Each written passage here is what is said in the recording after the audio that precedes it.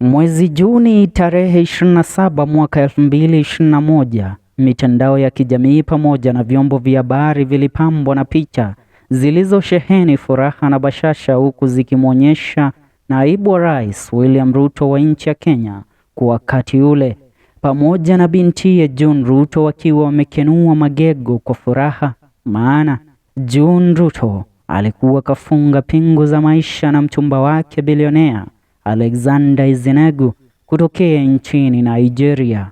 Ila maswali ya balagha yalisheheni kwenye mitandao ya kijamii.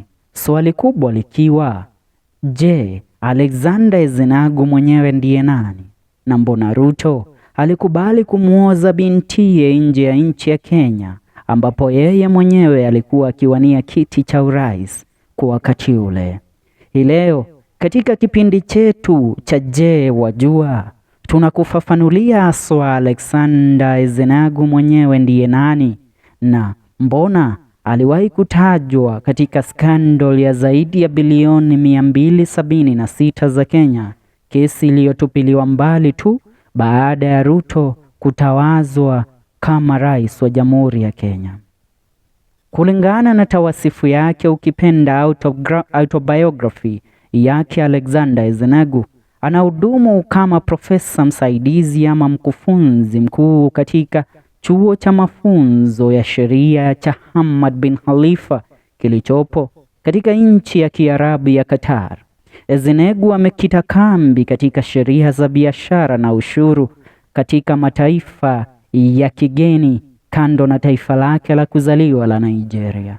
Pia amesomea swala la kukabidhiana na kukwepa kulipa ushuru, jambo ambalo nataka ulitilie mkazo sana. Amesomea kukwepa kulipa ushuru. Maana nakwambia utilie mkazo jambo hili ni kwa sababu ya kisa ninachokuletea kinachomhusisha Alexander Ezenagu. Februari mwaka 2023, mwaka 2023, miezi 7 baada ya serikali ya Kenya chini ya uongozi wa rais mstaafu Uhuru Kenyatta kufunga akaunti za benki za kampuni ya Flutterwave. Kesi hii ilitupiliwa mbali tu baada ya rais William Ruto kuingia kitini. Kampuni ya Flutterwave ni kampuni kubwa ambayo inaaminika kujihusisha na online transaction ama accept online payments ambazo zinafanyika kupitia mitandao ya kijamii kwa currency yoyote ile. Pia payout and transfers experience effortlessly cross-border payouts and transfer in various currencies worldwide. POS systems, point of sale devices with multiple payment methods to grow your physical business. Hiyo ndiyo biashara kampuni ya Flutterwave inajihusisha nayo. Tukizamia ndani ya kesi ya kampuni ya Flutterwave. Kampuni ya Flutterwave ikitajwa kama kampuni iliyo na ushawishi mkubwa sana katika sekta ya utandawazi na malipo ya utandawazi barani Afrika. Mwaka 2022 samani, serikali ya Kenya ilianzisha uchunguzi dhidi ya kampuni hii kwa kudai kuwa ilikuwa inawalaghai wa Kenya kwa kukwepa kulipa ushuru, ikidaiwa kuwa ilikuwa ikitoa pesa takriban mabilioni kutokea nchini Kenya na kuzilipa katika akaunti za benki nchini Nigeria.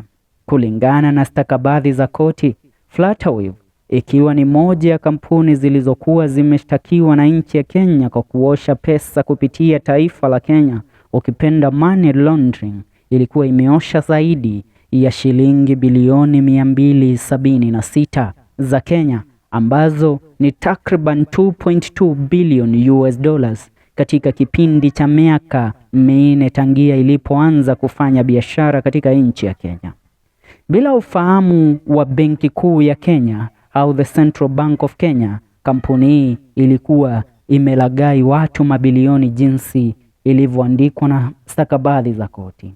Hivyo mahakama kuu nchini Kenya ikapata kufungia takriban shilingi bilioni 6.2 6.2 bilioni zilizopatikana katika akaunti 62 zilizomilikiwa na kampuni hii ya Flutterwave.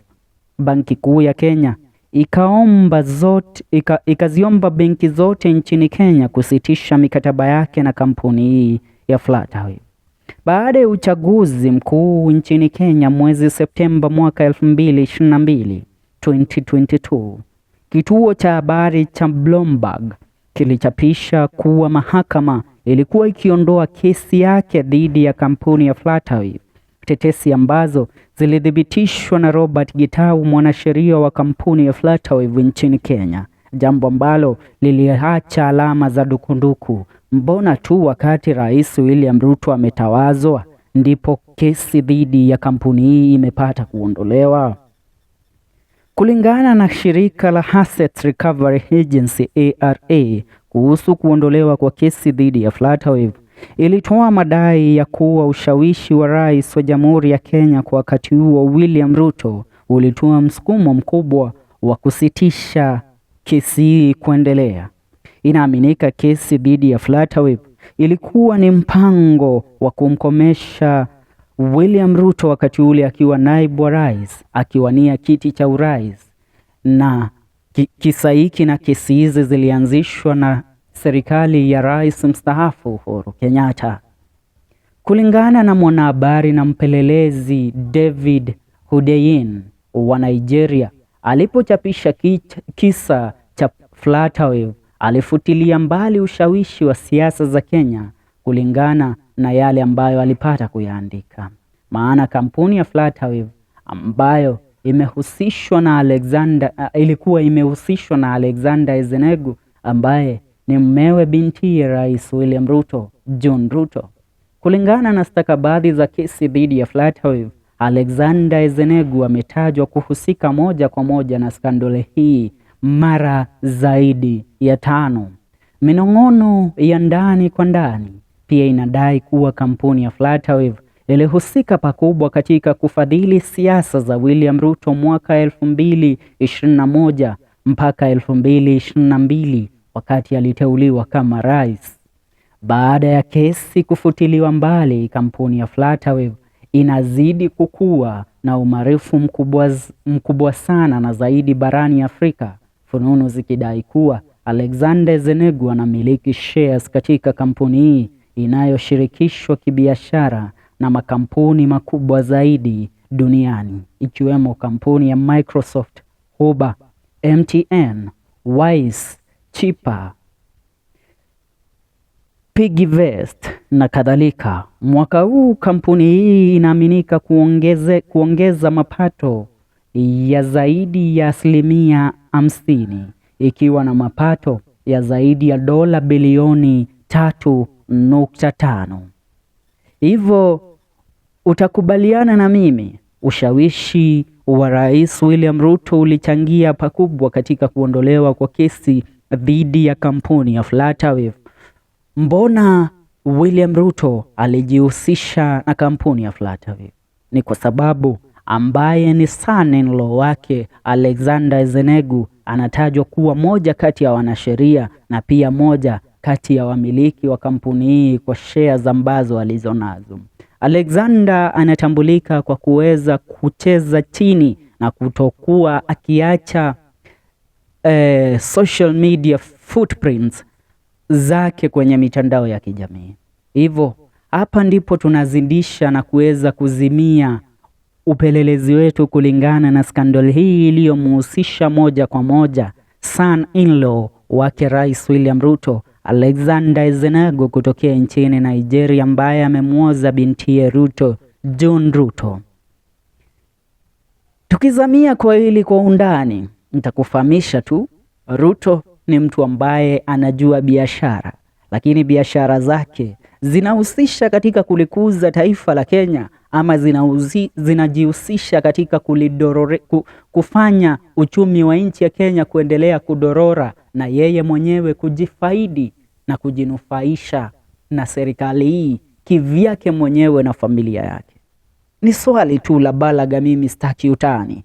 Naachia ujumbe wangu hapo na taarifa yangu hapo kuhusiana na kisa cha Alexander Ezenagu. Huyu ndiye the only son-in-law wake President William Ruto, ambaye anajulikana, maana binti zake wengine hawajapata kuozwa. Ni hayo kwa sasa, tuungane katika video zetu zijazo. Hii ni FM Show KE.